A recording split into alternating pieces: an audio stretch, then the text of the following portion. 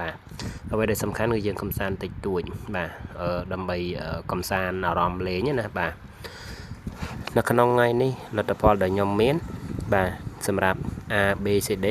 បាទគឺ56 កក26ទេតទៅនឹងតម្រុយវាអាចចេញខុសល្វែងបងប្អូនអញ្ចឹងបើសិនមកបងប្អូនកំសាន្តA ហូឬក៏ BD ឬក៏ BC អីបងប្អូនអាចដកស្រង់ទាំងអស់បានបាទយើងសម្រាប់ការកំសាន្តតែមួយប៉ុសឬពីរប៉ុសណាយើងអាចកំសាន្តទាំងអស់បានតែបើករណីបងប្អូនកំសាន្តច្រើនប៉ុសអានឹងយើងមិនយកទាំងអស់ទេបាទដកតែខ្ទង់ណាដែលបងប្អូនគិតថា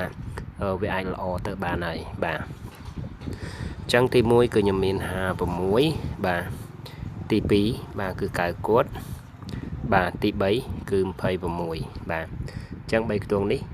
បងប្អូនទាំងអស់គ្នាចូលចិត្តខ្ទង់មួយណា56 9គួតនិង26បាទបងប្អូនអាចដកស្រង់បានហើយតើតើទៅនឹងល្វែងហូបាទជាទូទៅលទ្ធផលដែលវាអាចបើសិនជាវាចេញណាបាទវាអាចចេញឆ្លាស់គ្នាបងប្អូនអញ្ចឹងយើងកំសាន្ត A ហូឬក៏ BC ឬក៏ BD អីចឹងទៅបាទយើងចាប់ម្ដង2ទៅណាបាទហើយតើតទៅនឹងហូបាទគឺខ្ញុំមាន16បាទ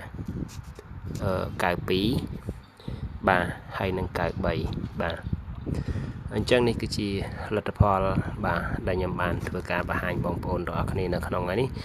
សម្រាប់ថ្ងៃទី16បាទអញ្ចឹង ABCD បាទម៉ោង 4:30 បាទ56 9គួត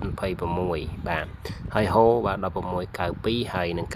93ចឹងនៅក្នុងវីដេអូមួយនេះមានប៉ុណ្ណឹងទេបាទសូមអរគុណកុំភ្លេចជួយ Subscribe បាទដើម្បីធ្វើការតាមដាននិងផ្ទៀងផ្ទាត់នៅលទ្ធផលទាំងអស់គ្នាបាទសូមអរគុណនិងសូមគោរពលា